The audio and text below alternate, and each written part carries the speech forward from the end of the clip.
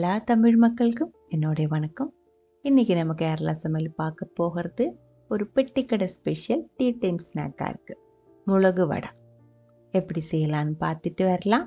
முதல்ல மாவு ரெடி பண்ணுற பவுலுக்குள்ளே அரை கப் அளவுக்கு ரொம்ப லைட்டாக சூடாக இருக்கிற தண்ணி ஊற்றி இருக்குது. அதுக்குள்ளே அரை டீஸ்பூன் அளவுக்கு இன்ஸ்டன்ட் ஈஸ்ட்டு சேர்த்துருக்கு. நல்லா கலக்கி விட்டதுக்கப்புறம் 10 நிமிஷம் மூடி வச்சுக்கலாம். நம்ம இதுக்காக சேர்க்கிற மாவு வந்துட்டு மைதா மாவு தான். இது ரொம்ப பழைய கால ரெசிப்பியாக இருக்குது. அதனால தான் அன்றைக்கெல்லாம் மைதா மாவு யூஸ் பண்ணி தான் செஞ்சிட்ருந்தேன். நல்ல டேஸ்ட்டாக இருக்குது. 2 கப் அளவுக்கு மைதா மாவு சேர்த்துருக்கு. அரை டீஸ்பூன் அளவுக்கு உப்பு. இதுக்குள்ளே சேர்க்கறதுக்கான இன்க்ரீடியன்ஸ் தான் இது: பச்சை மிளகாய், இஞ்சி, வெங்காயம், கருவேப்பிலை. இதோட அளவு கரெக்டாக சேர்க்கும்போது சொல்லிடலாம். பச்சை மிளகாய் ரவுண்டாக இதே மாதிரி கட் பண்ணி எடுக்கும்போது அப்ராக்சிமேட்டாக 1/4 கப் அளவுக்கு இருக்குது. வெங்காயம் 1/4 கப் அளவுக்கு இருக்குது. நைஸாக நறுக்கி எடுத்துக்கோங்க. இஞ்சி நறுக்கினது 1 டேபிள் ஸ்பூன் அளவுக்கு. கொத்தமல்லி இல்லை, இது என்னது, கருவேப்பிலை, அதுவும் சின்ன பீஸாக கட் பண்ணி சேர்த்துருக்கு. இதில் நம்ம சேர்க்கிற பச்சை மிளகாய் வந்து ரொம்ப காரமாக இருக்கிறது எடுக்கக்கூடாது, சாப்பிட முடியாது. லைட்டாக காரமாக இருக்கிற பச்சை மிளகாய் தான் நல்ல டேஸ்ட்டாக இருக்கும். ஒரு மீடியம் காரமாக இருக்கிற பச்சை மிளகாய் கூட எடுத்துக்கலாம். அது உங்களோட இஷ்டத்துக்கு தகுந்த மாதிரி நீங்கள் அதை எடுத்துக்கோங்க. முதல்ல கையில் ஒரு டைம் மாவு மிக்ஸ் பண்ணதுக்கப்புறம் கொஞ்சம் கொஞ்சமாக தண்ணி தொளித்து மாவு இதே மாதிரி பிசைஞ்சு எடுத்துக்கோங்க. இதே மாதிரி லூஸாக இருக்கணும், பிசைஞ்சு எடுத்துக்கோங்க. நல்லா அமர்த்தி வச்சுக்கலாம். இதுக்குள்ளே பிசைறதுக்கு நம்ம தொளிக்கிற தண்ணி வந்துட்டு சாதாரண தண்ணி தான், பச்சை தண்ணி தான். லைட்டாக சூடாக இருக்கிற தண்ணி நம்ம ஈஸ்ட்டுக்காக மட்டும்தான் எடுத்துருக்கு. நல்ல ஒரு டைம் அமர்த்தி விட்டதுக்கு அப்புறம் 2 மணி நேரம் வச்சுக்கோங்க.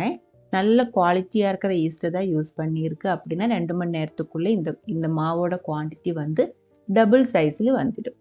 இப்போ 2 மணி நேரத்துக்கு அப்புறம் மாவு நான் ஓப்பன் பண்ணி மறுபடியும் ஒரு டைம் மிக்ஸ் பண்ணி எடுத்து வச்சுருக்கு. இதில் இனி எதுவுமே சேர்க்க வேண்டியதில்லை. வடை செய்ய ஆரம்பிச்சுக்கலாம். கையிலே இந்த மாவு எடுத்துட்டு உங்களுக்கு எண்ணெய்க்குள்ள வடையோட ஷேப்பில் போட முடிஞ்சு அந்த மாதிரி செஞ்சுக்கோங்க. எனக்கு சூடாக இருக்கிற எண்ணெய் கொஞ்சம் பயமாக இருக்கிறதுனால நான் வந்துட்டு இந்த ஸ்ட்ரெயினர் மெத்தட் தான் எடுக்குது. ஸ்ட்ரெயினருக்கு மேலே அதே மாதிரி மாவு பிசைஞ்சு வச்சதுக்கப்புறம் திருப்பி போட்டால் கரெக்டாக எண்ணெயில் விழுந்துடும். இல்லை இருந்தால் இதே மாதிரி மாவு எடுத்து விரல் வச்சு அமர்த்தி நடுவில் ஓட்டை போட்டு எண்ணெய்க்குள்ளே இதே மாதிரி போட்டும் வறுத்தெடுத்துக்கலாம். இது உங்களுக்கு செய்யறதுக்கு ஈஸியாக இருக்கும். அதே மாதிரி செஞ்சுக்கோங்க. மீடியம் ஹை ஃப்ளேம்லேயே தீ வச்சுக்கோங்க. இது வந்து சீக்கிரம் ஒன்றும் கலர் மாறாது. மைதா மாவாக இருக்கிறதுனால வெள்ளை கலர்லேயே இருக்கும். சீக்கிரம் வந்து கலர் மாறாது. ஆனால் மாவு வந்து சீக்கிரம் வெந்து போயிடும்.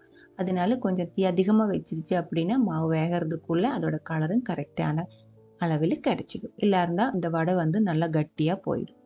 உளுந்து வடை மாதிரி பஞ்சு மாதிரி இருக்காது. அதோட இன்னும் கொஞ்சம் கட்டியாக இருக்கும் இந்த ஒரு மைதா வடை. உங்களுக்கு நல்ல சாஃப்டாக இருக்கிற பஞ்சு மாதிரி இருக்கிற வடை தான் வேணும் அப்படின்னா மாவு பிசையும் போது 1/4 டீஸ்பூன் அளவுக்கு பேக்கிங் சோடா கூட சேர்த்து பிசைஞ்சுக்கோங்க. கரெக்டான அளவில் இதே மாதிரி வறுத்தெடுத்துருச்சு அப்படின்னா நல்ல சாஃப்டாக இருக்கிற மிளகு வடை ரெடி பண்ணி எடுத்துக்கலாம். இந்த ஒரு டீ டைம் ஸ்நாக் உங்களுக்கு பிடிச்சிருந்தா கண்டிப்பாக ட்ரை பண்ணி பாருங்கள். அதுக்கப்புறம் உங்களோட கமெண்ட்ஸ் எல்லாம் சொல்லிடுங்க. இந்த சமையல் பிடிக்கிற ஃப்ரெண்ட்ஸுக்கு மறக்காமல் ஷேர் பண்ணி விட்டுக்கோங்க. நீங்கள் இதுவரைக்கும் நம்ம சேனலுக்கு கொடுத்துட்ருக்கிற சப்போர்ட்டுக்கு ரொம்ப ரொம்ப நன்றி. உடனே பார்க்கலாம் இன்னொரு ரெசிப்பியோட. அது வரைக்கும் வணக்கம்.